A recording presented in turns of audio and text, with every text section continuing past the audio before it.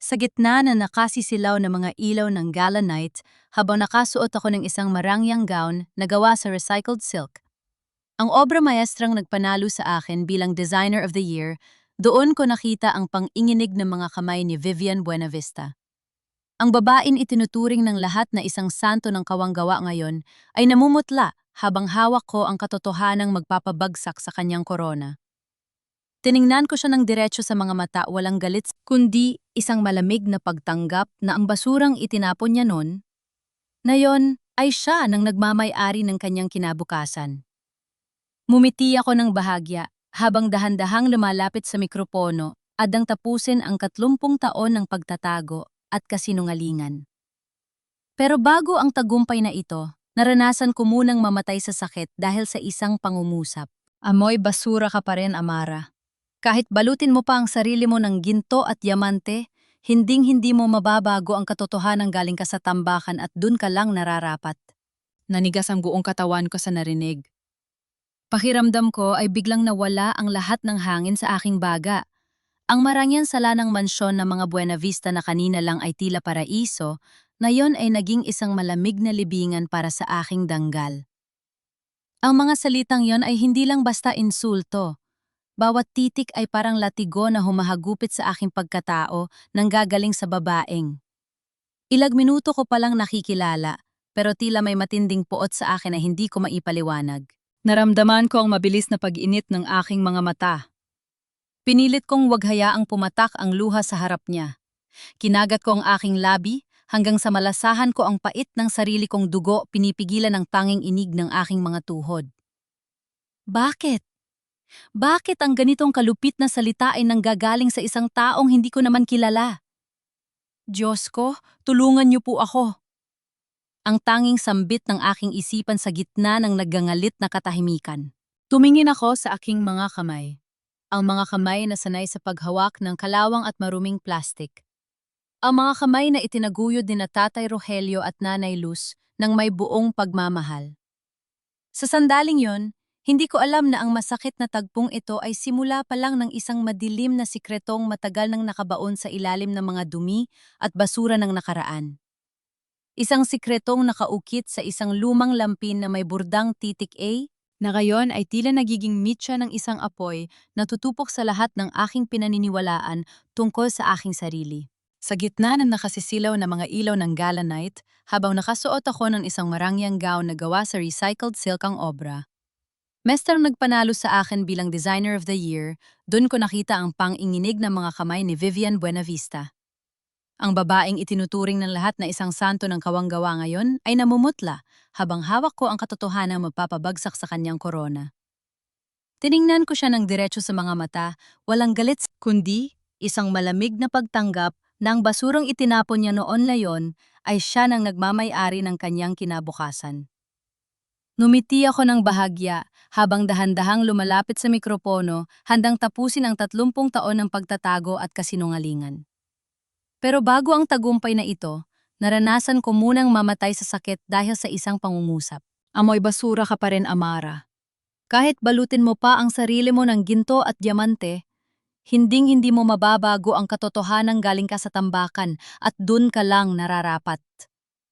Nanigas ang buong katawan ko sa narinig. Pakiramdam ko ay biglang nawala ang lahat ng hangin sa aking baga.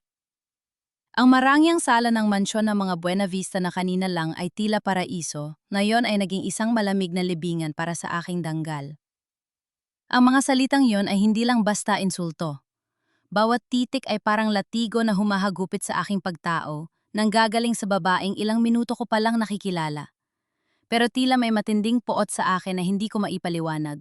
Naramdaman ko ang mabilis na pag-init ng aking mga mata. Pinilit kong wag hayaang pumatak ang luha sa harap niya. Kinagat ko ang aking labi hanggang sa malasahan ko ang pait ng sarili kong dugo, pinipigilan ang panginginig ng aking mga tuhod. Bakit? Bakit ang ganitong kalupit na salita ay nanggagaling sa isang taong hindi ko naman kilala? Diyos ko, tulungan niyo po ako. Ang tanging sambit ng aking isipan sa gitna ng nagnanggalit na katahimikan. Tumingin ako sa aking mga kamay, ang mga kamay na sanay sa paghawak ng kalawang at maruming plastik. Ang mga kamay na itinaguyod ni na Tatay Rogelio at Nanay Luz ng may buong pagmamahal. Sa sandaling iyon, tila bumalik ang aking gunita sa nangyari kaninang umaga bago ako tumapak sa sumpang mansyong ito. Anak, mag-iingat ka sa biyahe mo patagaytay ha? Napakalaking blessing nito para sa atin, sabi ni Nanay Luz habang inaayos ang kwelyo ng aking damit. Ang kanyang mga kamay ay magaspang puno ng kalyo mula sa 30 taong pagbubukod ng mga bote at diaryo, pero iyon ang pinakamalambot na haplos na alam ko. Opo, Nay.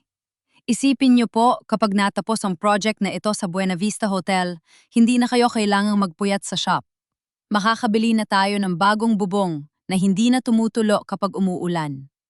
Sagot ko ng may malawak na ngiti. Punong-puno ako ng pag-asa. Akala ko ito na ang sagot sa lahat ng sakripisyo namin.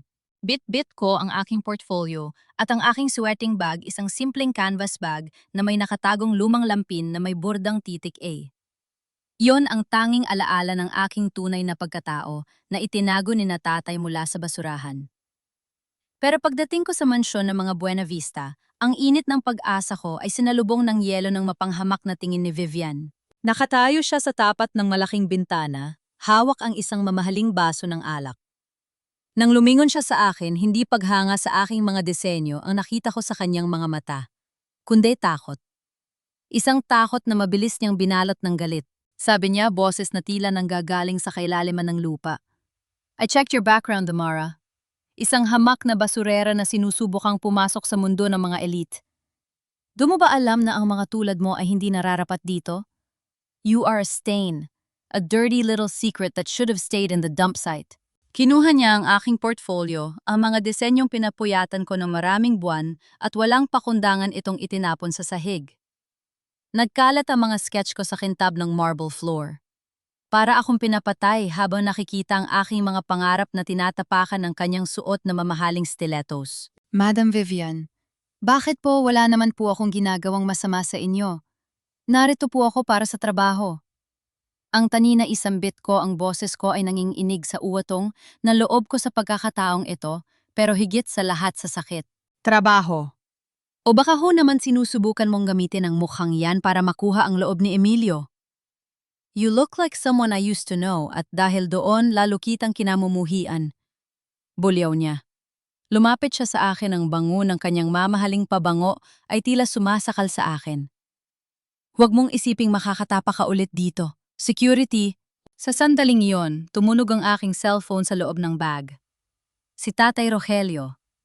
Alam kong tumatawag siya para itanong kung maayos ang meeting. Hindi ko ito masagot.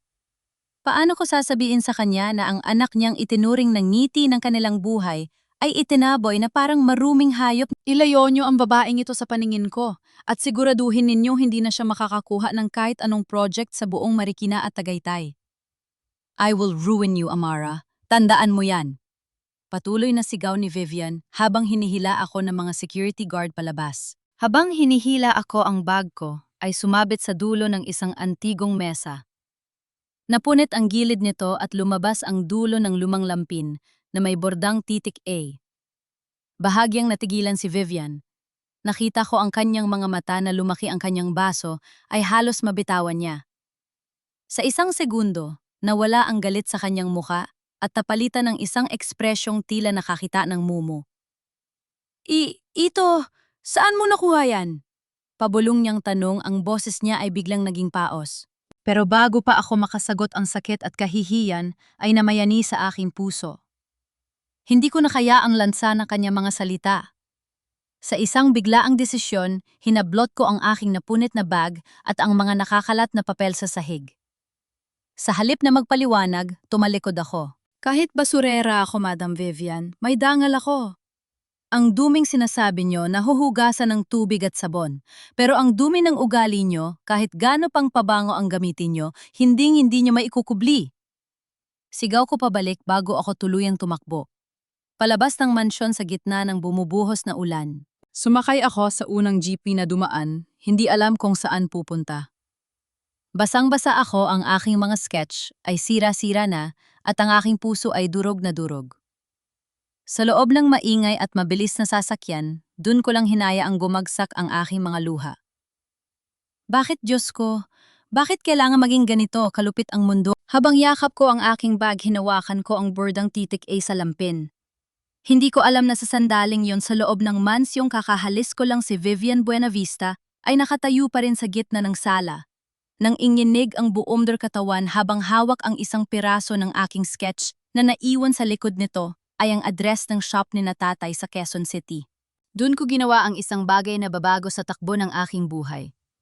Kinuha ko ang aking cellphone at nag-dial ng isang nembro na matagal ko nang iniwasan. Ang nembro ng isang abogado na dati nang nag-alok sa akin ng tulong para hanapin ang aking tunay na mga magulang. Attorney, ituloy na natin. Gusto ko nang malaman ang totoo. Gusto ko nang malaman kung sino ang taong nagtapon sa akin sa basura.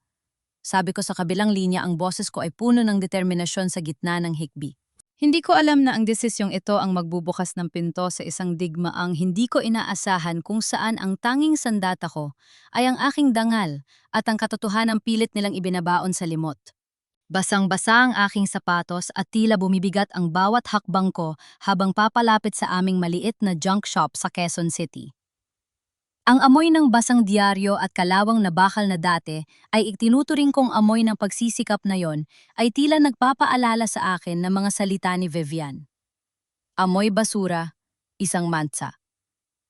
Habang nakaupo ako sa loob ng jeepney kanina, ramdam ko ang tingin ng ibang pasahero sa aking sirang bag at basang anyo. At bawat tingin nila ay tila kumpirmasyon sa lahat ng panlalait na tinanggap ko sa Tagaytay. Natanaw ko si Tatay Rogelio mula sa malayo. Nakasuot siya ng kanyang lumang sando na may mga butas-butas abala sa pagtitimbang ng mga plastik na bote. Sa tabi niya, si Nanay Luz ay maingat na nagtutupi ng mga karton. Ang hitsura nila ay ang mismong definisyon ng kahirapan na kinamumuhian ni Vivian Buenavista. Pero sa aking mga mata, sila ang pinakamalinis na kaluluwang nakilala ko. Amara anak, bakit basa ka? Anong nangyari?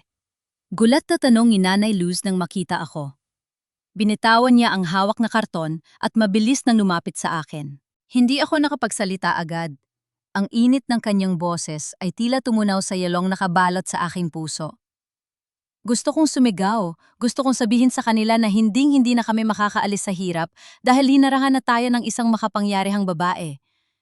Pero nang makita ko ang pag-aalala sa kanilang mga mata, ang tanging lumabas sa bibig ko ay isang mahinang hikbi. Nay, Tay... Pasensya na po, pabulong kong sabi, habang pilit na isinasara ang aking napunit na bag para hindi nila makita ang mga sirang sketch. Agad akong inakay ni Tatay Rogelio papasok sa aming maliit na bahay na lapat sa junk shop. Kumuha si Nanay ng tuyong tuwalya at dahan-dahang pinunasan ang aking buhok. Walang tanong, walang paninisi. Ang tanging maririnig ay ang mahinang tunog ng ulan na tumatama sa aming bubong na yari sa pinagsama-samang yero. Uminom ka muna ng mainit na kape anak, huwag mong isipin ang kahit ano. Ang mahalaga na kauwi ka ng ligtas, sabi ni tatay. Ang boses niya ay malalim at puno ng kapayapaan. Pero alam ko napansin niya ang pang-inginig ng aking mga kamay. Inilapap ko ang aking bag sa lamesang kahoy na gawa rin sa mga pinagtabasa naming materyales. Doon hindi ko na naitago ang katotohanan. Lumabas mula sa punit na tela ang aking mga disenyong pinaghirapan, ang mga drawing na may mga bakas ng sapatos ni Vivian at mantsa ng putik. Nakita ko ang pagbabago sa mukha ni Tatay Rogelio nang makita niya ang mga papel. Kinuha niya ang isa, pinunasan ang dumi nito gamit ang kanyang magaspang na palad at tinitigan ang bawat linya ng aking sining. Ito ba ang ginawa nila sa'yo sa Tagaytay, Amara? Tanong ni Tatay. Hindi galit ang tono niya, kundi isang matinding lungkot na tila may kasamang malalim na pagsisisi. Kay sabi po ni Madam Vivian, wala raw po akong karapatang pumasok sa mundo nila. Basurera lang daw po ako. Sinabihan niya po ako na amoy basura. Pagsusumbo ko ang bawat salita ay parang kutsilyong humihiwa sa aking lalamunan. Bakit po ba may mga taong ganoon? Wala naman tayong inaapakang tao, di ba? Nagtatrabaho tayo ng parangal, di ba? Niyakap ako ni Nanay Luz ng mahigpit. Huwag kang makikinig sa kanila, anak. Ikaw ang aming bituin. Ikaw ang nagdala ng suwerte sa pamilyang ito mula nang dumating ka sa buhay namin. Pero hindi sapat ang yakap ni Nanay para mapatahimik ang mga tanong sa isip ko. Naalala ko ang takot sa mga mata ni Vivian nang makita niya ang aking lampin. Bakit ganun na lang ang reaksyon niya? Ano ang kinalaman ng isang mayamang katulad niya sa isang sanggol na itinapon sa basura ang 30 taon na ang nakalilipas? Pumasok ako sa aking maliit na silid para magbihis, pero naiwan ang aking bag sa labas. Mula sa siwang ng pinto, narinig ko ang mahinang pag-uusap ni na tatay at nanay. Rogelio, nakita mo ba ang lampin na lumabas sa bag niya? Iyon ang lampin na kasama niya noong makita natin siya sa tambakan. Boses ni Nanay Luz nanginginig at puno ng kaba. Nakita ko, Luz. At nakita ko rin kung gaano kadurog ang puso ng anak natin ngayon. Sagot ni tatay. Narinig ko ang pagbuntong hininga niya, isang buntong hiningang tila may dalang bigat ng 3 dekada. Hindi ko akalaing sa pamilya pa ni Don Emilio siya mapupunta. Ang akala ko sapat na ang layo natin para protektahan siya. Anong gagawin natin pa? Kung malaman nila pa kung bawiin nila si Amara sa atin? Tanong ni nanay, may tunog ng pag-iyak sa kanyang boses. Tumigil ang ingay ng paggalaw sa labas. Tila tumigil din ang pag-inga ako habang naghihintay ng sagot ni tatay. Lumapit si Tatay Rogelio sa bintan at tinitingnan ang dilim ng gabi at ang patuloy na pagbuhuhos ng ulan. Sabi niya ang boses ay matigas, pero may halong pait. Hinding-hindi nila siya mababawi dahil itinapon na nila siya. Pero hindi rin natin pwedeng hayaang ganito na lang ang mangyari. Nakita mo ang mga mata ni Amara kanina, Luzmay, apoy na don? Isang apoy na hindi natin pwedeng patayin sa pamamagitan ng pagtatago. Hinawakan ni tatay ang piraso ng punit na contract na may logo ng pamilya Buenavista. Marahas niya itong nilukot sa kanyang palad. Panahon na, Luz. Panahon na para malaman niya ang totoo bago pa ang mga taong iyon ang dumuro sa kanya ng tuluyan. Napaupo ako sa sahig ng aking kwarto, tinatakpan ng aking dibig para hindi makagawa ng anumang tunog. Totoo nga, ang hinala ko ay hindi lang bunga ng aking imahinasyon. Ang sakit na naramdaman ko sa harap ni Vivian ay hindi lang insulto ng isang matapobreng mayaman, ito ay ang tunog ng isang nakaraang pilit na kumakawala sa pagkakabaon. Hindi ko na hinintay na matapos ang kanilang pag-uusap. Binuksan ko ang pinto ng aking kwarto nang may nanginginig na mga kamay. Nakita ko ang gulat sa mga mata ni Nanay Luz at Tatay Rogelio. Ang maliit naming sala na dati ay puno ng tawanan, habang nagkakape ngayon ay binalot ng isang mabigat na katahimikan na tila ba ang mismong hangin ay ayaw dumaan sa aming mga baga. Tay, Nay, halos pabulong ang boses ko. Anong kinalaman ni Vivian Buenavista sa akin? Bakit niyo sinabing panahon na para malaman kong totoo? Nagkatinginan ang aking mga magulang. Nakita ko ang takot sa mga mata ni Nanay Luz, ang takot ng isang ina na baka sa isang iglap ay mawala ang anak na inaruga niya ng 3 dekada. Pero si Tatay Rogelio ay dahan-dahang tumayo. Nilapitan niya ang isang sulok ng bahay kung saan nakatambak ang mga lumang gamit na hindi namin ibinebenta. Mula sa ilalim ng isang kupas na sako, inilabas niya ang isang maliit na kahoy na kaban. Amara, anak, maupo ka, sabi ni tatay. Ang boses niya ay parang isang lumang makinilya mabagal at bawat salita ay may bigat. Inilapag niya ang kaban sa lamesa. Nang buksan niya ito, hindi ginto o alahas ang bumulaga sa akin. Sa loob ay nakahiga ang isang lumang lampi na may burdang titik A, ang kaparehong tela na nakita ni Vivian kanina, at isang kupas na piraso ng papel. 30 taon na ang nakalilipas sa isang maulan na umaga sa Quezon City. Simula ni tatay, ang kanyang mga mata ay tila nakatingin sa malayo, pabalik sa panahong yon. Naglalakad kami ng nanay mo sa gilid ng isang malaking tambakan ng basura. Doon sa tabi ng isang tumpok ng mga bulok na gulay at kalawang na lata, nakarinig kami ng isang mahiinang iyak. Akala namin ay pusa lang. Pero nang lapitan namin ang isang lumang basket, huminto si tatay. Nakita ko ang paglunok niya. Si Nanay Luz naman ay hinawakan ng aking kamay, ang kanyang mga daliri ay malamig na parang yelo. Nandun ka, Amara? Pagpapatuloy ni nanay. Napakaliit mo pa nakabalot sa lampin na yan. Namumula ka na sa ginaw at gutom. Walang ibang kasama kundi ang isang piraso ng papel na nakasuksok sa gilid ng iyong kumot. Iniabot sa akin ni tatay ang papel. Nanginginig ang aking mga daliri habang binubuklat ito. Ang sulat ay elegante diretsyo at kahit kupas na ang tinta, ramdam ko ang sakit. O baka ang kawalan ng puso ng taong sumulat nito. Pakiusap, bigyan mo siya ng ibang buhay. Yun lang. Walang pangalan, walang dahilan. Isang pangungusap na tila ba ako ay isang gamit na pwedeng ipamigay dahil hindi na kailangan. Sayang, ang tanging lumabas sa bibig ko. Isang salitang palagi kong sinasabi kapag may nakikita akong magandang bagay na itinapon sa basura. Isang buhay, itinapon lang na parang basura. Simula noon tinuring ka naming sariling amin, sabi ni Tatay Rogelio. Ikaw ang aming suwerte, Amara. Simula nang dumating ka, unti-unting umayos ang buhay natin. Kaya tinawag ka ng mga kapitbahay na lucky star ng pamilya Ramos. Pero hindi namin akalain na ang nakaraan mo ay konektado sa mga taong katulad ni Vivian Buenavista. Kinuha ko ang lukot na piraso ng papel mula sa aking bulsa, ang portfolio na tinapakan ni Vivian kanina kung saan nakasulat ang kanyang pirma sa isang rejected form. Inilapit ko ang 2 papel sa ilalim ng ilaw ng aming maliit na bumbilya. Tumigil ang tibok ng puso ko. Ang paraan ng pagkakabuo ng mga titik ang kurbada ng bawat letra, halos magkapareho. Ang sulat ng taong nagtapon sa akin sa basura 30 taon na ang nakalilipas ay ang mismong sulat ng babaeng nanlight sa akin sa Tagaytay. Siya, pabulong kong sabi. Si Vivian Buenavista, siya ang dahilan kung bakit ako nasa tambakan. Anak, huwag kang magpadalos-dalos. Babala ni Nanay Luz bakas ang pangamba sa kanyang muka. Makapangyarihan silang tao.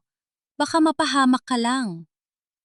Tumayo ako, ang takot na naramdaman ko kanina ay biglang napalitan ng isang malamig na determinasyon. Tumingin ako sa paligid ng aming maliit na tahanan sa mga gamit na pinulot namin kinumpuni at binigyan ng bagong halaga. Lahat ng bagay na itinapon na ay may kwento. Sabi ko, ang boses ko ay hindi na nanginginig. At ang kwentong ito hindi ko hahayaang matapos sa pakiusap lang. Kung itinapon niya ako para protektahan ang marangyang buhay niya, pes hindi na ako ang sanggol na umiiyak sa basket. I am Amara Ramos, at gagawin ko ang lahat para malaman kung bakit kailangang dumaan ang buhay ko sa basurahan bago makarating sa inyo. Sabi ko sa aking sarili, kailangan ko ng plano. Step by step. Hindi ako susugod ng walang armas. Kinuha ko ang aking cellphone at tiningnan ang contact ni Attorney Saldivar. Pero bago ko pa ma-press ang call button, may narinig kaming malakas na katok sa aming pintuan. Hindi ito katok ng isang kapitbahay. Ito ay marahas, mapang-api at tila ba nagmamadali. Rogelio Ramos! Alam naming nandyan kayo! Buksan niyo ang pinto!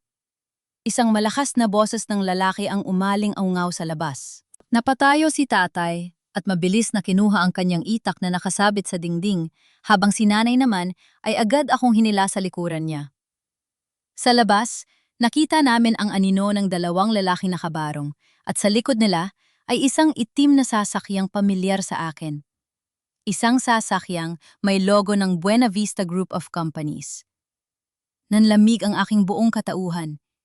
Hindi pa man ako nagsisimulang maghanap ng katotohanan, ang katotohanan na ang mismong sumusugod sa aming pintuan. Dahan-dahang binuksan ni Tatay Rogelio ang pinto habang mahigpit ang hawak niya sa hawakan ng kanyang itak na nakatago sa likod ng hamba. Pumasok ang malamig na hangin na may kasamang amoy ng ulan at mamahaling pabango, isang amoy na hindi nababagay sa aming maliit na junk shop. 2 lalaking nakabarong ang bumulaga sa amin. Sa likod nila, isang lalaking nakasalamin at may hawak na leather briefcase ang humakbang paitaas. Kilala ko siya. Siya ang head lawyer ng Buena Vista Group, si Ate Ledesma. Good evening, Mr. Ramos. I am here on behalf of Madam Vivian Buenavista. Sabi niya, ang boses niya ay walang emosyon. Parang nagbabasa lang ng isang listahan ng mga patay. Maari ba kaming pumasok? Masyadong public ang usapang ito para sa labas. Tumingin siya sa paligid sa mga tumpok ng bakal at plastik at bahagyang tinakpan ang kanyang ilong gamit ang isang puting panyo. Ang kilos na iyon ay tila isang sampal sa aming lahat. Wala kaming kailangang pag-usapan, sagot ko habang humahakbang palabas mula sa likod ni nanay. Pagkatapos ninyo akong itapon na parang basura sa Tagaytay, ano pa ang ginagawa ninyo rito? Hindi natin ang abogado.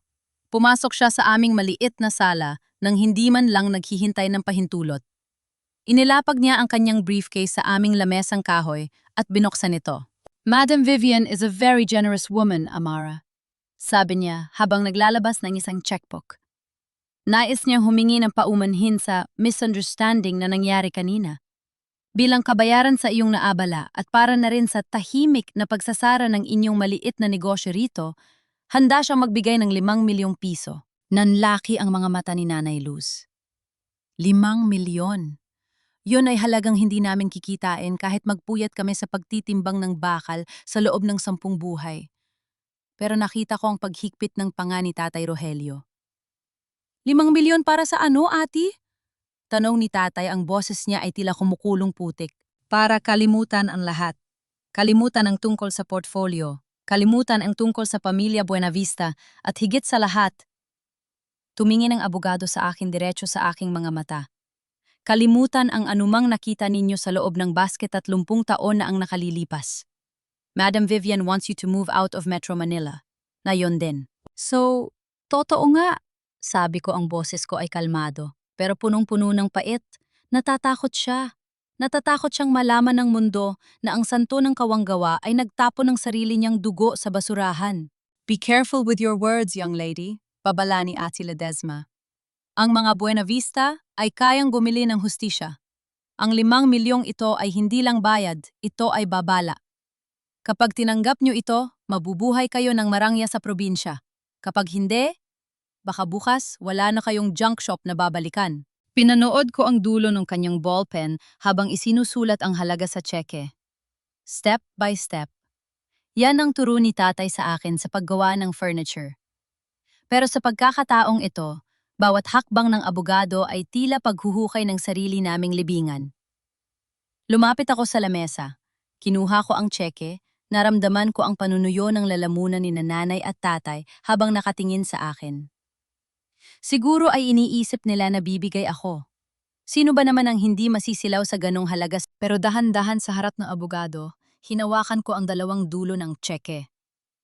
Sabi ni Madam Vivian, amoy basura ako, di ba? Sabi ko habang nakatitig sa abogado. Sabihin niyo sa kanya ang basurang tinutukoy niya ay marunong kumilala ng tunay na halaga. At ang danggal ng pamilya Ramos, hinding-hindi mabibili ng kahit ilang milyong galing sa bulsa ng isang mamamatay tao ng pangarap. Rip! Pinunit ko ang check sa 2, pagkatapos ay sa 4 hanggang sa maging maliliit na piraso ito. Itinapon ko ang mga piraso ng papel sa mukha ng abogado. Lumayas kayo sa bahay namin, sabi ko ng may buong paninindigan. Sabihin niyo sa kanya hindi ako aalis at hindi ako tatahimik. Namula sa galit si Ate Ledesma. Mabilis niyang niligpit ang kanyang mga gamit. You will regret this, Amara. You just signed the death warrant of this family's peace. Pagkaalis nila ang katahimikan sa bahay namin ay mas nakakabingi kaysa sa ulan. Niyakap ako ni Nanay. Umiiyak siya sa takot. Si Tatay naman ay nanatiling nakatayo, nakatingin sa mga piraso ng tseke sa sahig. Tama ang ginawa mo, anak, sabi ni Tatay. Pero kailangan maghanda tayo. Hindi sila titigil. Hindi ko alam na sa labas sa loob ng isang itim na SUV na nakaparada sa dilim may isa pang taong nakikinig. Si Clarice Buenavista, ang anak ni Vivian, ay kanina pa pala nakikinig sa usapan gamit ang isang nakatagong device sa barong ng isa sa mga tauhan. Hawak ni Clarice ang kanyang cellphone. Ang kanyang mukha ay puno ng pot at gulat. So, totoo nga ang hinala ko? Pabulong niyang sabi sa dilim. May kapatid ako sa labas. At ang basurerang ito ang sisira sa mama. Nahin ko. Pinindot ni Clarice ang isang numero sa kanyang phone. Gawin niyo na ang plano. Na yon din. Siguraduhin ninyong wala silang matitirhan bukas. Sa sandaling yun narinig namin ang isang malakas na kalabog mula sa likod ng aming shop. Kasunod nito ang amoy ng gaas na mabilis na kumakalat sa hangin. Ang amoy ng gaas ay hindi lang naging isang babala. Ito ay naging isang sumpa na mabilis na gumapang sa bawat sulok ng aming munting kabuhayan. Sa isang kurap ng mata ang madilim na gabi ay binalot ng isang nakatatakot na kahel na liwanag.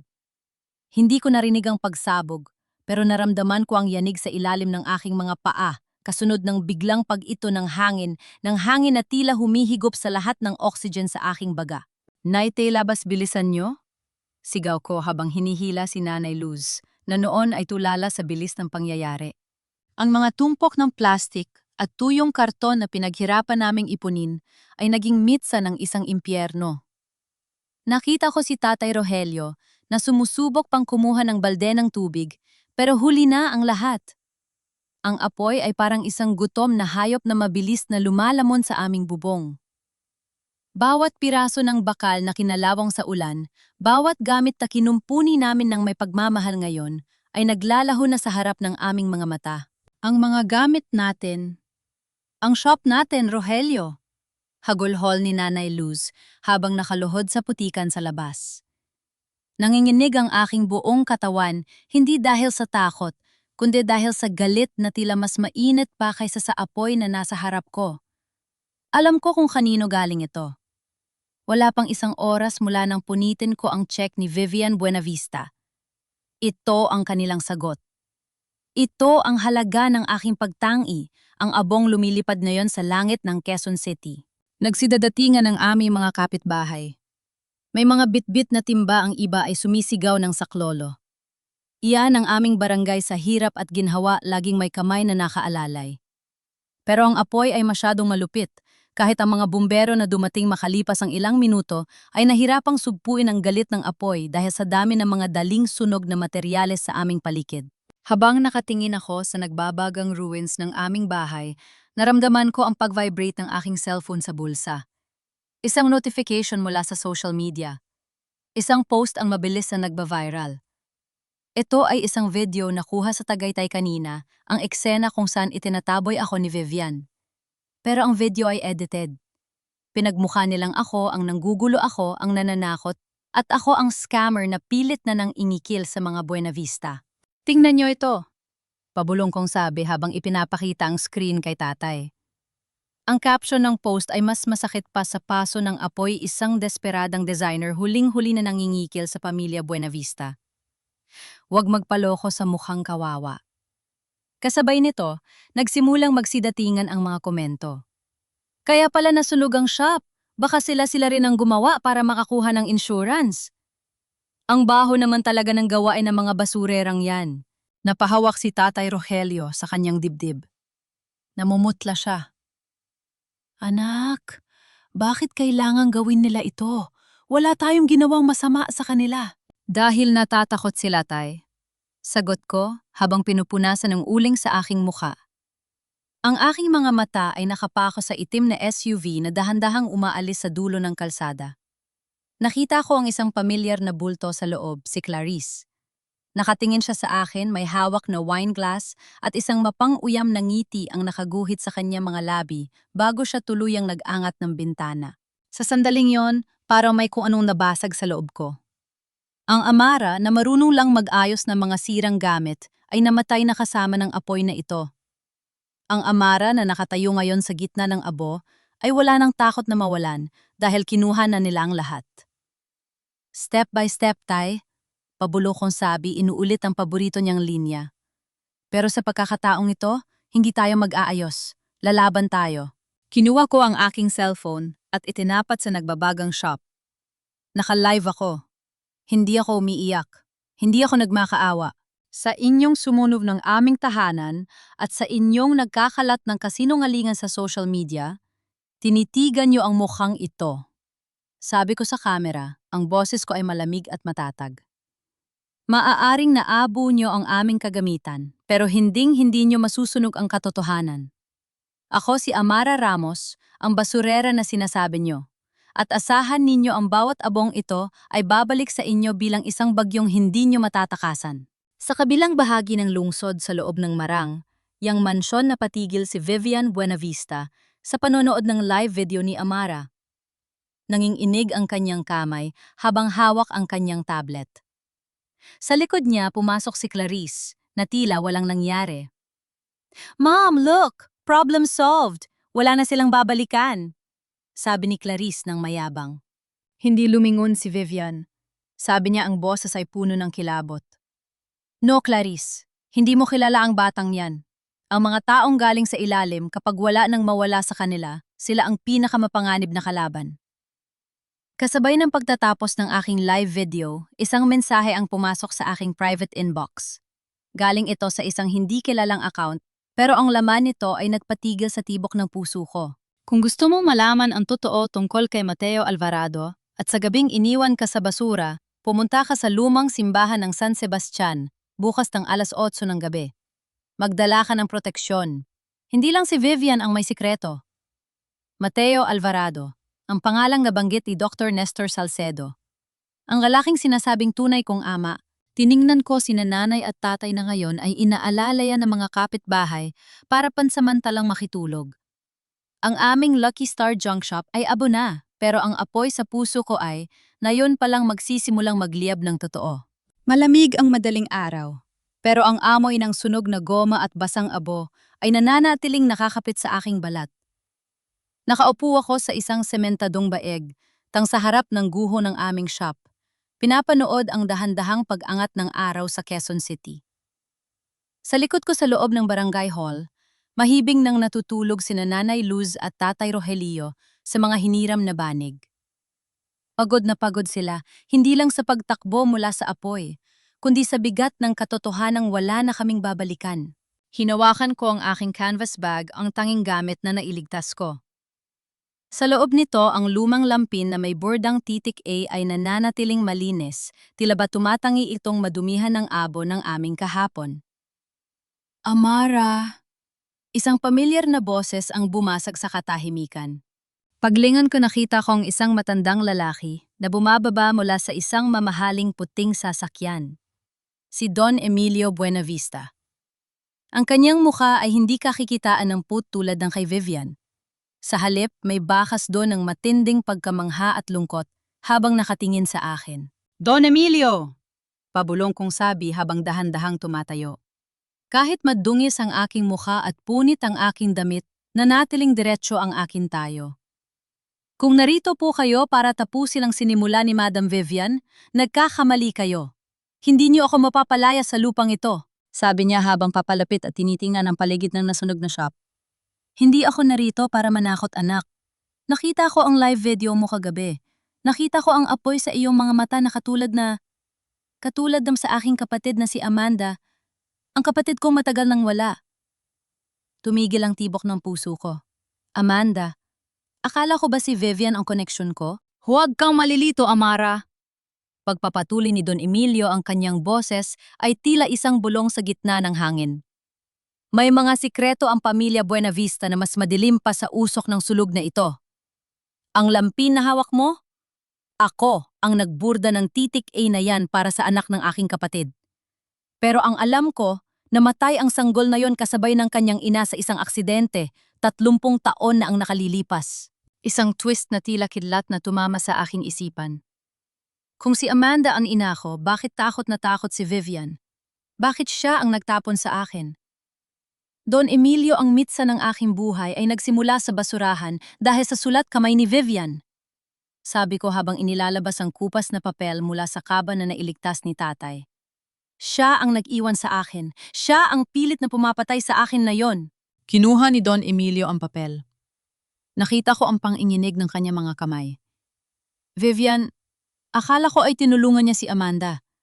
Ang akala ko ay ginawa niya ang lahat para isalba ang danggal ng pamilya. Mateo Alvarado, ang lalaking sinasabi mong ama mo ay hindi lang basta isang musikero. Siya ang lalaking minahal ni Amanda, pero ipinakulong ng aking pamilya dahil sa utos ni Vivian. Doon ko naramdaman ang tunay na lamig ng katotohanan. Hindi lang ako bunga ng isang pagkakamali. Ako ay bunga ng isang pagtataksil sa loob mismo ng pamilya Buenavista. Ninakaw ni Vivian ang posisyon ni Amanda, itinapon ako para walang makaalam ng kanyang kasalanan, at ngayon ay sinusunog niya ang aking buhay para manatiling lihim ang lahat. Step by step, Amara, sabi ni Don Emilio hawak ang aking balikat. Narito ako para ibigay ang hustis yang ipinagkait sa iyong ina. Pero kailangan mo maging matatag. Ang laban na ito ay hindi na lang tungkol sa isang junk shop. Ito ay tungkol sa pagbawi ng pangalang ninakaw sa iyo. Sa sandaling yon, dumarami na ang mga tao sa paligid. Ang mga kapwa ko, basurero, ang mga tauhan sa palengke at ang mga kapitbahay na nakasaksi sa aking paglaki. Narinig nila ang usapan. Nakita nila ang pagdating ng isang Buena Vista na hindi nananakit kundi nakikinig. Ahara, hindi ka nag-iisa! Sigaw ng isang ale na madalas kong bilihan ng kape. Kung gusto nilang sunugin ang shop mo, kami ang magiging pader mo. Humarap ako sa kanila pagkatapos ay kay Don Emilio. Ang pait sa aking puso ay naging isang matibay na pundasyon. Don Emilio, salamat sa katotohanan, sabi ko nang may buong dangal. Pero hindi ko kailangan ng limos mula sa mga Buena Vista. Ang kailangan ko ay ang pagkakataong ipakita sa kanila na ang basurang itinapon nila ngayon ay magiging gintong dudurog sa kanilang kasinungalingan. Isang mensahe ang pumasok sa aking phone. Galing kay Attorney Saldivar, Amara, nahanap ko na ang record ni Mateo Alvarado. Buhay pa siya. At may hawak siyang dokumento na magpapatunay na ikaw ang tunay na tagapagmana ng kalahati ng ari-arian ng mga Buena Vista na hawak na yon ni Vivian. Ang twist na ito ang nagpabago sa timbang ng lahat. Hindi na ako ang biktima, ako na ang banta. Tumingin ako sa malayo sa direksyon ng Tagaytay kung saan kampanteng natutulog si Vivian. Sabi ko sa aking sarili habang nakakuyom ang aking mga palad, na puno pa rin ng uling, Vivian Buenavista, hindi mo lang ako itinapon sa basura. Itinani mo ako. At ngayon, panahon na para anihin mo ang bunga ng iyong kalupitan. Matatagpuan ang bayan ng San Ildefonso sa isang liblib na bahagi ng Bulacan malayo sa ingay ng Maynila at mas lalang malayo sa marangyang mundo ng mga Buenavista. Dito ko hinanap ang taong humahawak sa huling piraso ng puzzle ng aking buhay. Kasama ko si Don Emilio, lula ng kanyang sasakyan na pilit naming itinago sa isang maliit na eskinita malapit sa lumang klinika ni Dr. Nestor Salcedo. Ang amoy ng gamot, alikabok at lumang papel ang sumalubong sa amin sa loob ng klinika. Sa gitna ng madilim na silid, nakita ko ang isang matandang lalaki na nakaupo sa isang silyang kahoy. Ang kanyang mga kamay ay nanginginig habang hawak ang isang rosaryo. Dr. Nestor, tawag ni Don Emilio. Narito na siya, ang anak ni Amanda. Dahan-dahang nag-angat ng tingin ng doktor. Na magtama ang aming mga mata, tila nakakita siya ng isang multo. Binitawan niya ang rosaryo at napahawak sa mesa ang kanyang paghinga ay naging mabilis at gulo. Sabi niya boses na tila galing sa ilalim ng lupa. Patawarin mo ako. Patawarin niyo ako. 30 taon ko itong dinala sa aking konsensya. 30 taon na kong hindi pinatulog ng mga matang yan. Ang mga mata ni Amanda. Lumapit ako sa kanya hindi dahil sa galit, kundi dahil sa pagkauhaw sa katotohanang matagal nang ipinagkait sa akin. Doktor, sabihin niyo sa akin ang lahat. Pakiusap ko habang inilalapag sa harap niya ang lampin na may titik A. Bakit yu hinayaang mangyari ito? Bakit yu hinayaang mapunta ako sa basuraan? Napayo ko si Dr. Nestor. Ang kanyang mga luha ay pumatak sa ibabaw ng kanyang lumang desk. Hindi ko ginusto, Amara. Pero si Vivian ay parang demonya ng gabing yon. Simula niya. Namatay si Amanda dahil sa komplikasyon sa panganganak, pero bago siya mawala, ipinagkatiwala kanya sa akin. Sabi niya ibigay kita kay Mateo Alvarado. Pero hindi pa man lumalamig ang bangkay ng iyong ina, dumating si Vivian. Hinawakan ni Dr. Nestor ang isang lumang medical file na nakatago sa ilalim ng kanyang cabinet. Isang file na may markang classified. Sinuhula niya ako, Amara. Binayaran niya ang lahat ng utang ko noon at pinagbantaan ang buhay ng aking pamilya. Pagpapatuloy niya habang binubuksan ang file. Pinalabas niya sa lahat, pati na kay Don Emilio, na ang sanggol ay namatay din kasabay ng ina. Pinilit niya akong gumawa ng peking death certificate para sa'yo. Pero hindi ko kayang pumatay ng bata. Ibinigay kita sa isang tauhan niya para dalhin sa ampunan. Hindi ko alam na sa basurahan ka pala nila itatapon. Kinuha ko ang dokumentong inabot niya. Isang birth certificate ang orihinal. Nakasulat doon Ina Amanda Buenavista. Ama Mateo Alvarado. Nanlamig ang aking buong pagkatao. Hindi ako bunga ng pagkakamali ni Vivian. Ako ang tunay na tagapagmana ng kalahati ng yaman ng mga Buenavista na ninakaw ni Vivian matapos niyang ipalabas na siya na lamang ang natitirang tagapagmana ng kanilang ama. Step by step, Amara. Bulong ni Don Emilio sa aking tabi. Ang kanyang boses ay puno ng puot para sa sarili niyang kapatid. Ginamit ni Vivian ang kamatayan ni Amanda para makuha ang kontrol sa kumpanya.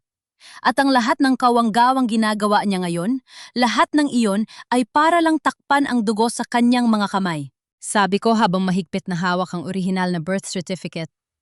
Hindi lang po yaman ang kinuha niya sa akin, Don Emilio. Kinuha niya ang pagkakataong makilala ko ang aking ina. Kinuha niya ang danggal ng aking ama. At higit sa lahat, itinuring niya akong basura para lang hindi lumabas ang kanyang baho. Biglang binalot ng katahimikan ng klinika na makarinig kami ng mabilis na yabag ng mga paa sa labas. Isang itim na sasakyan ang huminto sa tapat ng klinika at ang tunog ng pagkasa ng baril ay naging sapat na babala para sa amin. Nahanap nila tayo, sabi ni Don Emilio. Mabilis na hinila ako patungo sa likurang pinto. Nestor, tumakas ka na. Huli na Emilio, sabi ni Dr. Nestor nang may pait sa bose as habang nakatingin sa monitor ng kanyang CCTV. Nandyan na sila, at hindi sila titigil hanggat hindi nila nakukuha ang file na yan. Isang malakas na kalabog ang yumanig sa pinto ng klinika. Pero bago pa sila makapasok, may isang pamilyar na boses kaming narinig sa labas, isang boses na puno ng otoridad at galit. Umalis kayo sa harap ng pinto na yan kung ayaw ninyo mabulok sa kulungan. Nagkatinginan kami ni Don Emilio. Ang boses na yon, hindi kay Vivian. Yun ang boses ni Fernando Buenavista, ang asawa ni Vivian. Nang bumukas ang pinto, hindi mga goons ang pumasok, kundi si Fernando kasama ang ilang mga pulis. Ang kanyang mukha ay tila tumanda ng 10 taon sa loob ng isang gabi. Hawak niya ang isang tablet na napapakita ng aking live video kagabi at ilang mga dokumentong nakuha niya mula sa vault ni Vivian.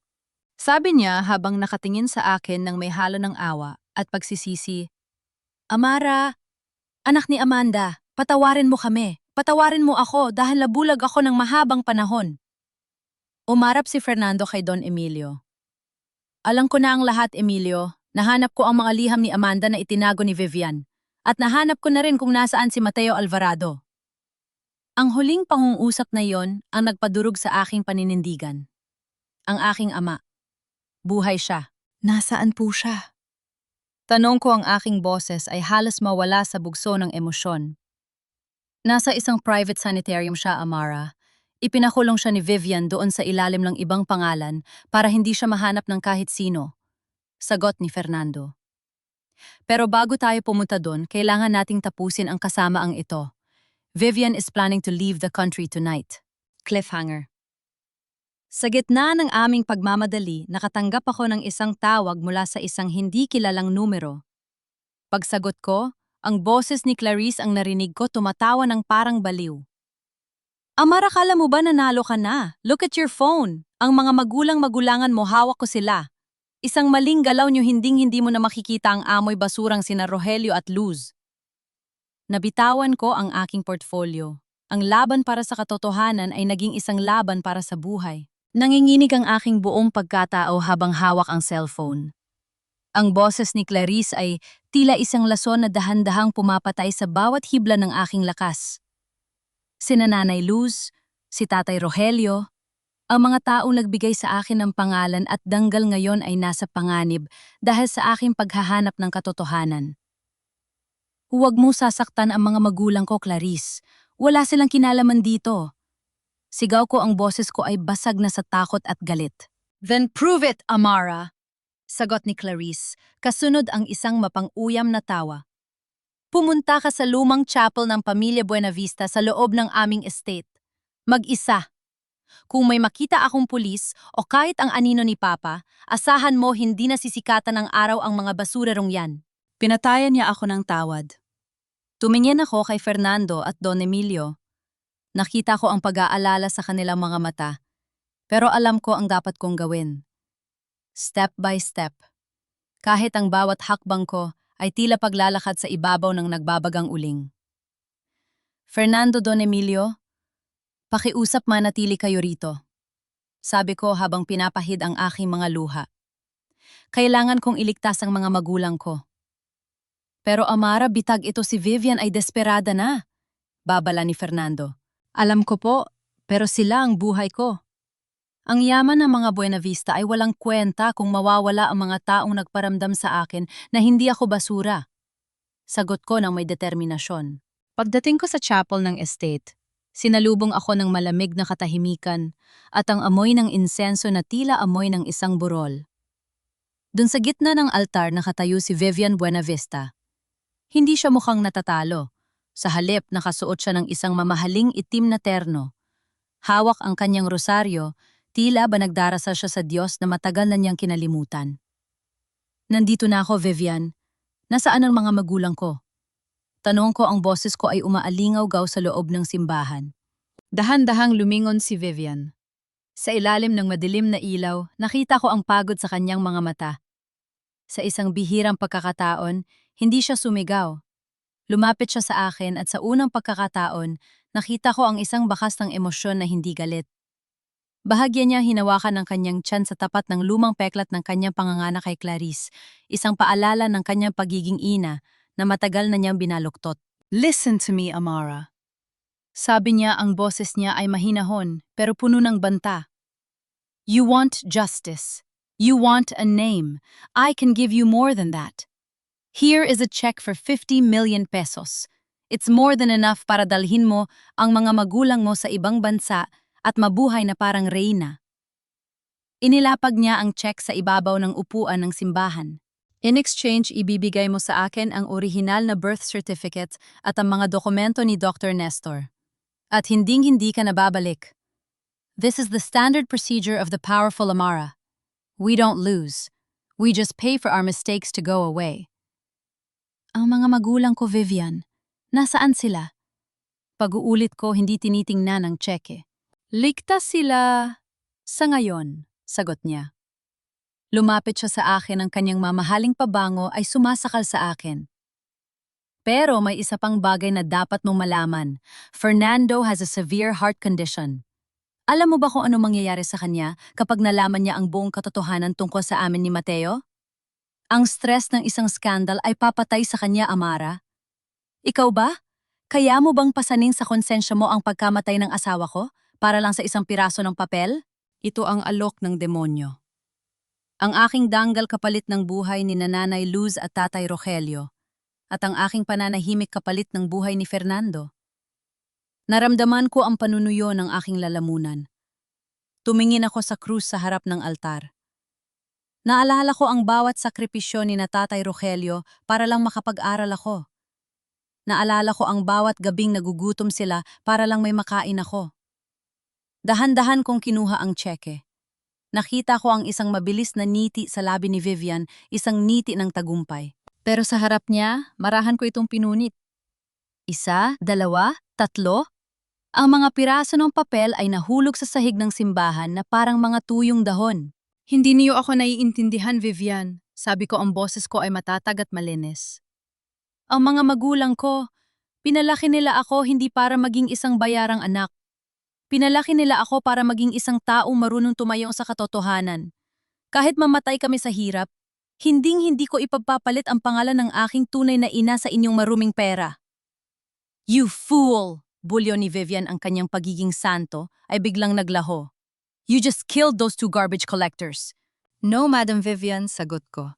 Dahil sa sandaling ito, hindi lang ako ang kalaban mo. Biglang bumukas ang malaking pinto ng chapel. Pumasok si Fernando kasama ang mga pulis at si Don Emilio. Hawak ni Fernando ang kanyang dibdib, namumutla siya, pero ang kanyang mga mata ay nagniningas sa galit. Fernando, pabulong na tawag ni Vivian, ang kanyang mukha ay naging kasing puti ng papel. Narinig ko ang lahat, Vivian. Everything, sabi ni Fernando, ang boses niya ay nanginginig sa sakit. You used my health to blackmail a child? You kidnapped innocent people? Ibinigay ko sa iyo ang lahat pero ang kapalit ay isang buhay na puno ng kasinungalingan.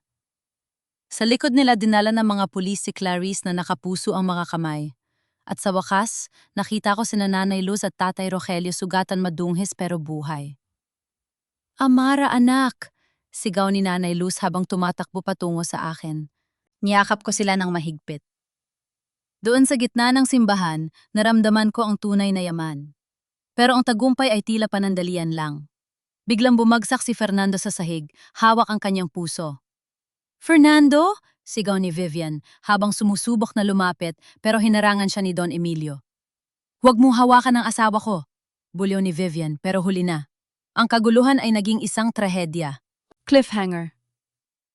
Habang isinasakay si Fernando sa ambulans, lumapit sa akin ang isang pulis at may iniabot na isang sulat na nakuha nila kay Clarice. Miss Amara, mukhang may isa pang plano ang anak ni Madam Vivian na hindi natuloy. Ang junk shop ninyo, hindi lang pala yun basta sunog. May nakatanim na ebidensya doon na magdadawit sa inyo sa isang mas malaking krimen. Tumingin ako kay Vivian. Kahit huli na siya, ang kanyang mga mata ay tila nagsasabing hindi pa tapos ang laban basurera. Ang bawat liwanag na nagmumula sa mga kamera ng media ay tila mabilis na kidlat na tumatama sa aking muka, nakasisilaw at puno ng banta. Hindi pa man kami tuluyang nakabababa sa sasakyan ni na Tatay Rogelio at Nanay Luz, pagbalik sa aming nasunog na barangay, sinalubong na kami ng tila isang hukbo ng mga reporter at usisero. Ang katahimikan ng aming iskinita ay napalitan ng ingay ng mga tanong na tila mga bala ng baril mabibilis matatalim at walang awang tumatama sa aming pagkatao. Miss Amara, totoo bang sadyang sinunog ninyo ang sariling junk shop para makakuha ng insurance money? Amara, may balita kaming gumagamit kayo ng mga toxic materials sa inyong furniture business, kaya kayo ipinatigil ng mga Buena Vista. Ano ang masasabi nyo? Isang malaking scam ba ang kwento ng inyong pagiging lucky star para lang makapanlin lang ng mga investors? Naramdaman ko ang panginginig ng mga kamay ni Nanay Luz. Mahigpit siyang kumapit sa aking braso, ang kanyang mukha ay puno ng hiya sa harap ng aming mga kapitbahay. Sa kulturang kinalakihan namin, ang mapagbintangan sa harap ng maraming tao ay mas masakit pa sa sugat ng katawan. Si Tatay Rogelio naman ay nanatiling nakayuko, pilit na itinatago ang kanyang mga matang puno ng pait. Sabi ko sa aking sarili, habang pinipigilan ang panunuyo ng aking lalamunan. Huwag kang bibigay, Amara. Ito ang huling barahan ni Vivian. Hinarangan ko ang aking mga magulang at tumayo ako sa harap ng mga kamera. Ang amoy ng abo mula sa aming guhong shop ay humahalos sa hangin, tila nagpapaalala sa akin ng lahat ng nawala sa amin sa loob ng isang gabi. Umalis kayo sa harap namin! Sigaw ko, ang boses ko ay matatag, pero may halong pang-inginig ng galit. Wala kaming ginawang masama. Ang pamilya Buena Vista ang sumira sa amin. Ang anak ni Vivian na si Clarice ang nag-utos na sunugin ang buhay namin. Pero Miss Amara, may lumabas na report mula sa Bureau of Fire Protection na nagsasabing may mga illegal na chemical na nakaimbak sa shop nyo. Banat ng isang reporter na tila binayaran para idiin kami. Paano nyo ipapaliwanag ang mga ebiden siyang nakuha sa guho? Napatingin ako sa guho ng aming shop. Doon ko naalala ang sulat na ibinigay ng pulis sa chapel. Ang legal bomb ni Clarice. Nagtanim sila ng mga ebiden, siya bago nila silaban ng lugar. Gusto nilang palabasin na kami ang kriminal, na ang aming kahirapan ay isang maskara para sa mga illegal na gawain. Kasalanan ko ito, kasalanan ko ang lahat, pabulong na sabi ni Tatay Rogelio. Kung hindi sana kita pinulot sa basura, hindi sana ganito ang buhay mo, anak. Ang mga salitang iyon ni Tatay ay mas masakit pa sa lahat ng akusasyon ng media. Humarap ako sa mga reporter hindi na bilang isang biktima, kundi bilang isang anak na handang pumatay ng dangal para sa kanyang pamilya. Sabi ko, boses na tila dumadagundong sa buong barangay. Tingnan ninyo ang mga taong ito, sina Rogelio at Luz Ramos. 30 taon silang nagtrabaho sa basura para lang itaguyod ako ng marangal.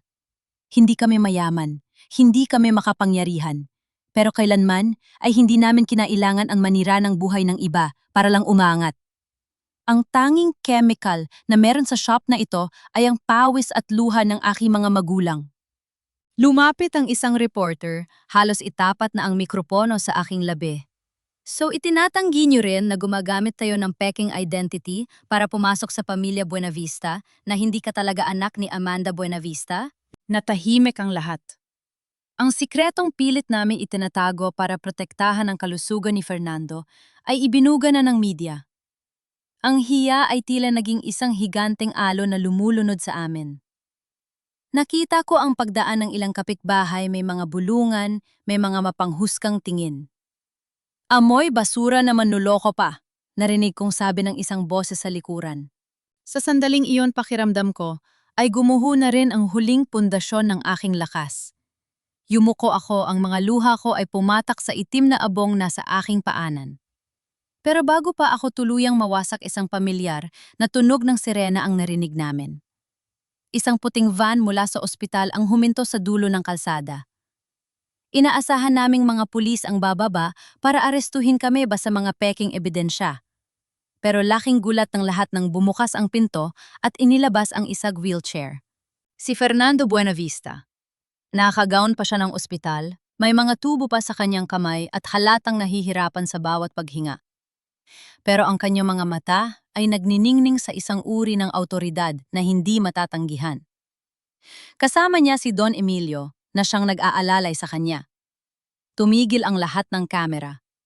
Ang katahimikan ay naging kasing bigat ng tingga. Sabi ni Fernando, mahina ang boses, pero bawat salita ay may dalang bigat ng katotohanan.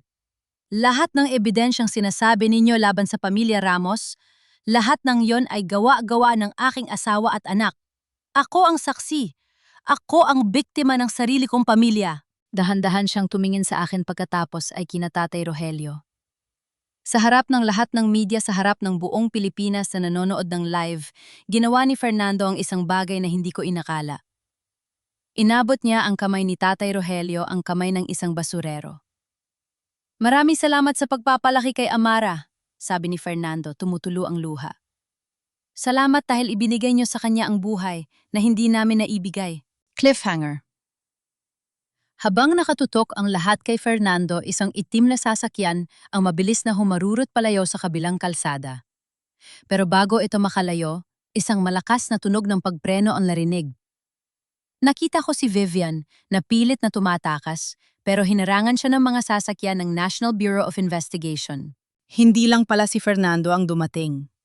Ang katotohanang itinanim sa basura ay nagsimula ng bumangon at ang bagyong ipinangako ko kay Vivian ay nareto na at wala na siyang mapagtataguan. Ang puting silid ng ospital ay binalot ng amoy ng antiseptic at ang mahinang tunog ng heart monitor na tila nagbibilang ng bawat sandali ng buhay ni Fernando. Sa kabila ng kanyang panghihina, hindi mabitawan ni Fernando ang aking kamay. Ang kanyang mga mata na dati ay puno ng autoridad, ngayon ay puno ng pagsisisi at isang uri ng kapayapaan na tila ba nakabitaw na siya sa isang napakabigat na pasanin. Amara? Anak? Mahinang simula niya. Huwag kang hihingi ng tawad sa akin. Ako ang dapat humingi ng tawad sa iyo. Hinayaan ko ang sarili kong mabulag ng pagmamahal ko kay Vivian. Hinayaan kong ang hiya ng pamilya ang manaig kaysa sa husti. Siya para sa iyong ina. Fernando, magpahinga na po kayo, sabi ko habang pinipigilan ang aking mga luha. Tapos na po ang gulo. Malinis na ang pangalan namin. Hindi pa, Amara. Hindi pa tayo tapos, sagot niya habang dahan-dahang itinuturo ang isang envelope na nasa ibabaw ng side table. Nahanap na ni Don Emilio ang kinaroroonan ni Mateo Alvarado, ang iyong ama. Sa loob ng 10 taon, itinago siya ni Vivian sa isang liblib na sanitarium sa labas ng lungsod. Pinaniwala niya ang lahat na sumama siya sa ibang babae, pero ang totoo, piniling sakta ni Vivian ang lahat ng mahal ni Amanda para lang manatili ang kanyang kapangyarihan. Naramdaman ko ang panunuyo ng aking lalamunan. Mateo Alvarado. Ang lalaking tanging sa kwento ko lang nakilala ngayon ay isang buhay na katotohanan na maaari kong mahawakan. Step by step, anak, bulong ni Nanay Luz na nasa likuran ko, hawak ang aking balikat. Pumunta ka na sa kanya. Kami na ang bahala rito kay Don Fernando. Sa tulong ni Don Emilio, narating namin ang isang luma at tila kinalimutang gusali sa gitna ng isang malawak na bukirin. Ang bawat hakbang ko sa madilim na hallway ng sanitarium ay tila paglalakbay sa nakaraan. Nang buksan ng nurse ang pintuan ng room 302, bumulaga sa akin ang isang lalaking nakaupo sa tapat ng bintana, nakatingin sa kawalan. Payat siya, ang kanyang buhok ay halos puti na lahat, at ang kanyang mga kamay ay may mga bakas na mga lumang sugat. Pero nang dahan-dahan siyang lumingon sa akin, tila tumigil ang mundo. Ang kanyang mga mata ang hugis, at ang lalim nito ay tila tinitingnan ko ang sarili ko sa salamin. Amanda, pabulong niyang tawag. Ang kanyang boses ay paos, tila matagal na hindi nagamit. Hindi po, ako si Amara, ang anak niya ni Amanda. Sagot ko habang dahan-dahang lumalapit sa kanya. Nanginig ang kanyang labi. Itinaas niya ang kanyang kamay tila natatakot na baka maglaho ako kapag hinawakan niya. Nang tuluyan niyang mahawakan ang aking pisngi, naramdaman ko ang init ng kanyang mga luha. Buhay ka. Buhay ang anak ko. Hagulhol niya habang niyayakap ako ng mahigpit. Sabi niya namatay kayo. Sabi ni Vivian na wala ang lahat sa akin. Dun sa gitna ng maliit at malungkot na silid na iyon, narinig ko ang katotohanan mula sa lalaking nanahimik ng maraming dekada. Hindi siya nang iwan. Ipinakulong siya ni Vivian gamit ang mga peking dokumento, tinakot na papatayin ang sanggol na nasa basurahan kung magtatangka siyang tumakas. Sa loob ng 30 taon, ang tanging nagpabuhay kay Mateo ay ang pag-asang balang araw ang titik A na ibinurda ni Don Emilio sa lampin ay magsisilbing gabay para mahanap niya ako. Step by step, tayo pabulong ko sa kanya habang inaalalayan ko siyang tumayo. Aalis na tayo rito. Hinding-hindi na kayo makakabalik sa dilim. Inilabas namin si Mateo Alvarado mula sa sanitarium ng may buong danggal. Hindi na siya ang bilanggo ng mga Buena Vista. Siya na ang ebidensya yang dudurog sa bawat kasinungalingang itinayo ni Vivian. Pagbalik namin sa Maynila, sinalubong kami ng balita na hindi ko inaasahan. Si Vivian Buenavista, sa kabila ng pagkakakulong ng NBI, ay tumangi pa ring magsalita. Pero hindi siya nakatakas sa galit ng taumbayan. Ang kanyang mga kumpanya ay bumagsak, ang kanyang mga ari-arian ay na-freeze, at ang kanyang pangalan na dati ay kasing kina ng diamante, ngayon ay kasing dumina ng putik. Pero ang pinakamasakit na karma para kay Vivian ay hindi ang pagkakulong. Ito ay ang pagharap niya sa lalaking inakala niyang napatay na niya ang espiritu. Dinala namin si Mateo sa harap ng interrogation room kung nasaan si Vivian.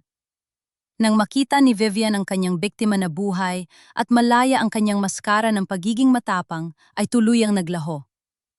Napahawak siya sa bakal na rehas, ang kanyang mga mata ay nanlaki sa takot.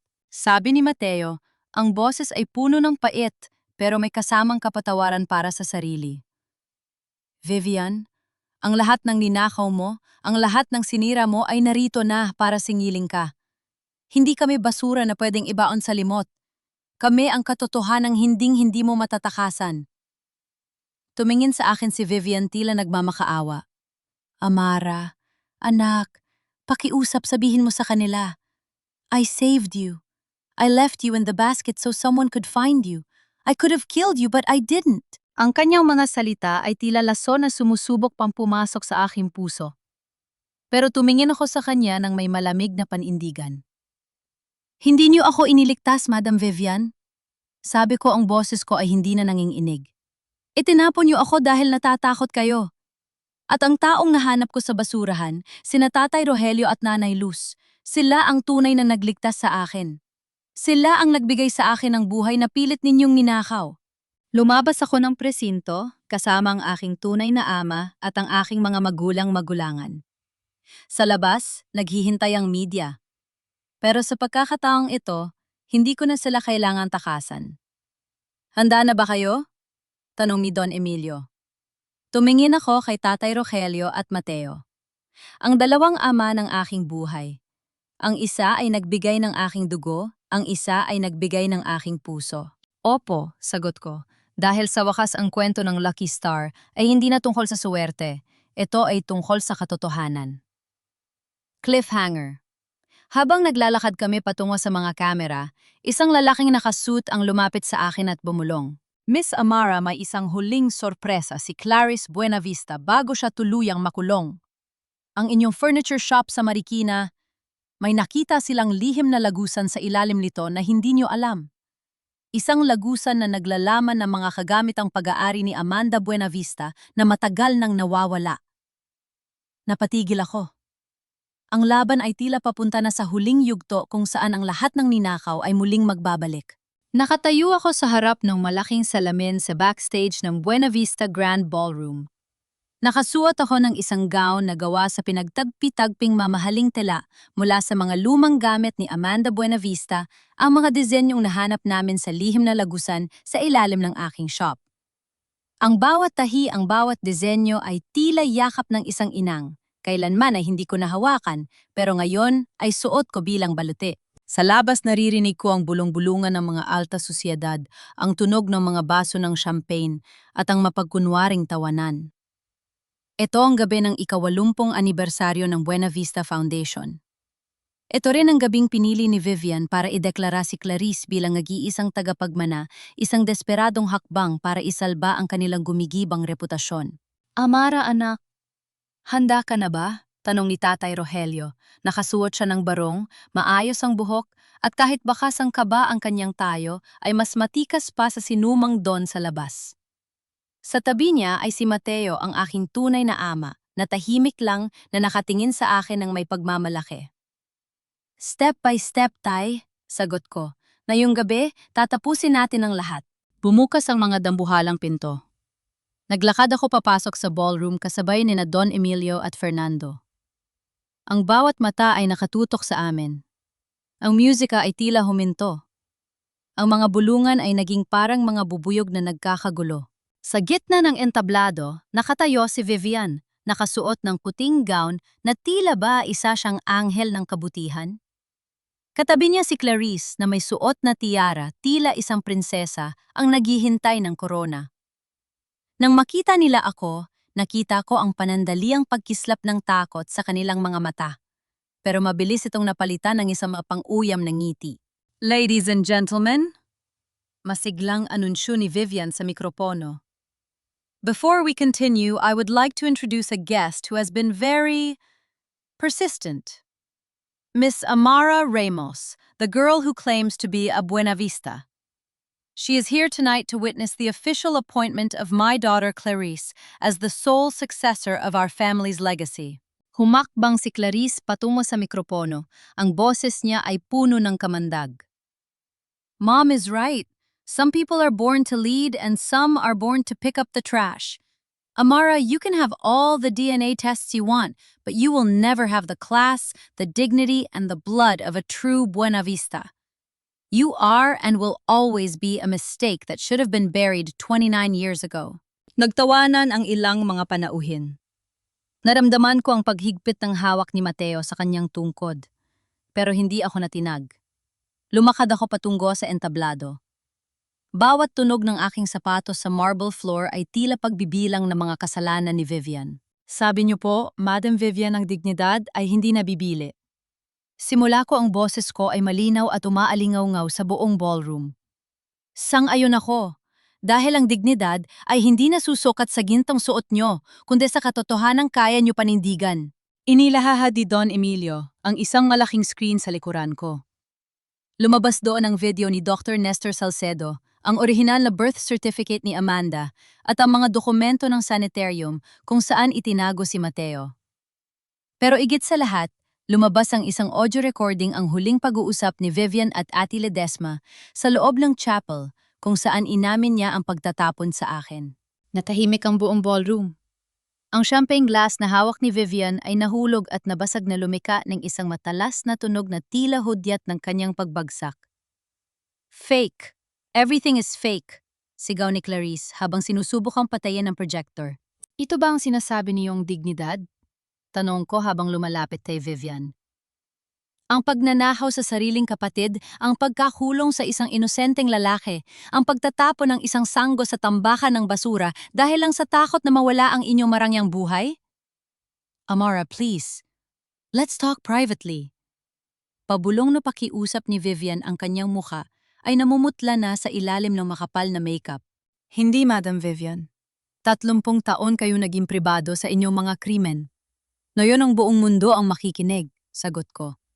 Hindi ako narito para sa yaman nyo. I don't want your money. I don't want your position. Ang tanging hinihingi ko ay ang aminin nyo sa harap ng lahat, ang ginawa nyo kay Amanda Buenavista at kay Mateo Alvarado. At higit sa lahat, humingi kayo ng tawad sa mga taong tinawag nyong basura na siyang nagligtas sa buhay na itinapon nyo. Humarap ako sa madla. Ang mga Ramos, sina Rogelio at Luz sila ang tunay na mayaman dito.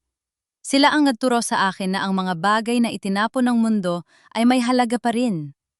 Sila ang nagbigay sa akin ng pangalan habang kayo ay abala sa pagtatago ng sa inyo. Biglang humakbang si Fernando patungo sa gitna ng entablado. Vivian, enough. It's over. I have already filed for annulment and I have surrendered all the documents to the NBI. Clarice, you are no longer the successor. You are a collaborator in your mother's crimes. Napaluhod si Vivian sa gitna ng ballroom. Ang kanyang gown na puti ay nadumihan na ng mga bubog at alak sa sahig. Ang kanyang korona ay muling naglaho. Si Clarice naman ay pilit na hinihila ng mga security guard habang nagwawala at sumisigaw ng mga insulto. Patawarin niyo ako! Pabulong na sabi ni Vivian habang nakatingin kay Mateo na ngayon ay nakatayo na sa harap niya. Tumingin ako kay Mateo at nakita ko ang isang luha na pumatak sa kanyang mga mata. Hindi ito luha ng galit, kundi luha ng paglaya. Sabi ni Mateo boses na tila nagmumula sa kailaliman ng kanyang kaluluwa. Ang kapatawaran ay hindi ibinibigay sa isang gabi, Vivian. Pagbayaran mo muna ang bawat taon na ninakaw mo sa amin. Cliffhanger. Habang inilalabas si Vivian ng mga pulis sa gitna ng mapanghusgang, tingin ng mga tao lumapit sa akin si Don Emilio. Amara, may isa pang kailangang buksan. Ang huling habilin ni Amanda na nahanap sa ilalim ng iyong shop. Hindi lang pala ito tungkol sa ari-arian. May binanggit siyang isang pangalan isang taong naging kasabot ni Vivian na hindi natin inaasahan. Napatigil ako. Tumingin ako sa paligid ng ballroom at napansin ko ang isang tao na dahan-dahan lumalabas ng pinto, ang taong matagal na naming pinagkakatiwalaan. Ang katahimikan sa loob ng ballroom matapos ang kaguluhan ay tila isang malalim na buntong hininga ng kadhana. Habang dahan-dahang inilalabas si Vivian at Clarice ng mga otoridad, hindi ko mapigil ang mapatingin sa aking mga kamay. Malinis ang mga ito, walang alahas, pero ramdam ko ang bigat ng kasaysayang, ngayon lang tuluyang naging malaya. Bumaling ako kay Don Emilio nang banggitin niya ang tungkol sa huling kasabwat. Ang taong dahan-dahang lumalabas ng pinto ay si Ate Saldivar, ang abogadong inakala kong tumutulong sa akin para hanapin ang aking tunay na mga magulang. Napahinto siya nang harangan siya ng mga pulis sa utos ni Fernando. Sabi ni Fernando, ang boses ay puno ng pait. Nalaman namin ang lahat, Saldivar. Ikaw ang nag-abot kay Vivian ng impormasyon tungkol sa kinaroroonan ni Mateo at Amara sa loob ng maraming taon kapalit ng buwan ng suhol. Ikaw ang dapat na nagtatanggol sa katarungan, pero ikaw ang naging rehas na nagkulong sa katotohanan. Hindi na nakasagot ang abogado. Tulad ni Vivian, yumuko na lang siya habang nilalagyan ng posas. Ang huling mansa sa pangalan ng aking ina ay tuluyan na ring nabura. Isang taon ang mabilis na lumipas. Nakatayo ako ngayon sa gitna ng isang malawak at modernong gusali sa Marikina. Ang amoy dito ay hindi na amoy ng nabubulok na basura, kundi amoy ng bagong pintura, sariwang kahoy at pag-asa. Ito ang Rogelio at Luz Industrial Arts and Recycling Center. Dito ang mga pamilyang dating umaasa lang sa pangangalakal ay tinuturuan namin kung paano gawing dekalidad na produkto ang mga itinapong materyales. Anak, napakaganda ng kinalabasan nito, sabi ni Nanay Luz habang hinahaplos ang pader na puno ng mga litra to ng aming mga scholars. Nakasuot siya ng isang simpleng dress at ang kanyang mga kamay, kahit may mga kalyo pa rin, ay malinis at puno ng ningning. Oo nga, Amara. Akala ko sa panaginip ko lang makikita ang ganito. Dagdag ni Tatay Rogelio. Sa tabi niya ay si Mateo Alvarado. Ang aking tunay na ama ay bumabalik na ang sigla. Nakatayo siya ng matuwid, hawak ang kanyang gitara at paminsan-minsan ay tinuturuan ng mga bata sa center ng mga lumang awit ng pag-ibig. Nagkatinginan ng dalawang ama ng aking buhay. Walang selos, walang pait. Ang isa ay nagbigay sa akin ng buhay at ang isa ay nagturo sa akin kung paano ito pahalagahan. Step by step, mga tay, sabi ko ng may ngiti. Sabi ko naman sa inyo, hindi tayo hihinto hanggat hindi natin na ipapakita sa mundo ang tunay na halaga ng mga itinapon nila. Sa kabilang dako, nabalitaan namin ang nangyari kay Vivian sa loob ng kulungan. Nawala na ang kanyang marangyang buhay. Ang balita ay madalas siyang nakikitang tulala naglilinis ng sahig ng selda at pilit na inaayos sa mga punit na papel na nakikita niya isang malupit na paalala ng kanyang ginawa sa aking mga disenyo noon. Si Clarice naman ay sumasailalim sa therapy habang naglilingkod sa kanyang sentensya, malayo sa mga tiara at titulong dati ay kanyang tanging mundo. Dumating si Fernando at Don Emilio para sa ribbon cutting. Maayos na ang kalusugan ni Fernando at kahit hiwalay na sila ni Vivian, Pinili niyang gamitin ang kanyang natitirang yaman para suportahan ang aking mga proyekto. Amara, may isang sulat na dumating para sa iyo kanina, sabi ni Don Emilio habang iniabot ang isang maliit na sobre. Galing sa ampunan kung saan ka dapat dinala noon.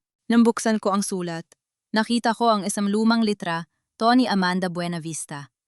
Nakangiti siya, hawak ang isang maliit na sapatos ng sanggol. Sa likod ng litrato, may nakasulat na maikling mensahe sa kanyang sariling sulat kamay. Para sa aking bituin. Kahit saan ka man dalhin ng tadhana, laging tandaan na ikaw ay bunga ng tunay na pag-ibig. Naramdaman ko ang init ng luha sa aking mga mata. Sa wakas, ang lucky star ng pamilya Ramos ay hindi na lang isang bansag.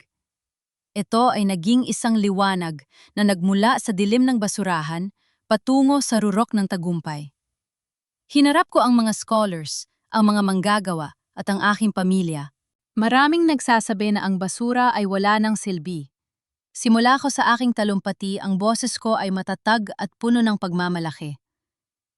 Pero ang buhay ko ang patunay na ang pinakamahalagang bagay sa mundo ay hindi iyong mga bago at makinang. Ang pinakamahalaga ay iyong mga bagay na handa nating pulutin, kumpunihin at mahalin, kahit na itinapon na ng iba. I am Amara Ramos, at sa bawat abong iniwan ng kahapon laging may bagong umagang magsisimula. Niyakap ko sina Nanay Luz, Tatay Rogelio at Mateo. Sa gitna ng tawanan at palakpakan, alam ko na sa wakas na hanap ko na ang tunay kong tahanan. Hindi ito sa loob ng isang mansyon, kundi sa piling ng mga taong hindi sumuko sa akin nang ako ay isa pa lamang munting sanggol sa gitna ng ulan. Ang aming kwento ay hindi natatapos sa paghihiganti. Natatapos ito sa pagpili na maging mas mabuting tao kaysa sa mga nanakit sa amin. Dahil sa dulo ng lahat, ang tunay na tagumpay ay ang makatulog ng mahimbing alam na ang iyong dangal ay hindi kailanman naging basura. Dito nagtatapos ang paglalakbay ni Amara, isang paglalakbay na nagmula sa dumi ng tambakan patungo sa rurok ng dangal. Mga mahal kong tagapakinig nawa, inaging inspirasyon sa inyo ang tatag ng loob ni Amara. Sa buhay, madalas tayong makaranas ng kawalang katarungan. Minsan, pakiramdam natin ay itinapon na rin tayo ng pagkakataon na wala na tayong halaga sa mata ng iba. Pero tandaan ninyo ang araw ni Amara, ang ating halaga ay hindi itinatakda ng pinagmulan natin, kundi ng laki ng ating puso at ng tibay ng ating prinsipyo. Sinasabing ang ginto ay kailangang dumaan sa matinding apoy bago ito kuminang ng husto. Tulad ng mga materyales na nire-recycle ni Amara, ang ating mga sugat at kabiguan ay maaari nating gawing obra maestra kung bibigyan natin ang ating sarili ng pagkakataong bumangon muli. Huwag ninyong hayaang sabihin ng iba kung sino kayo. Kayo ang may hawak ng inyong kapalaran.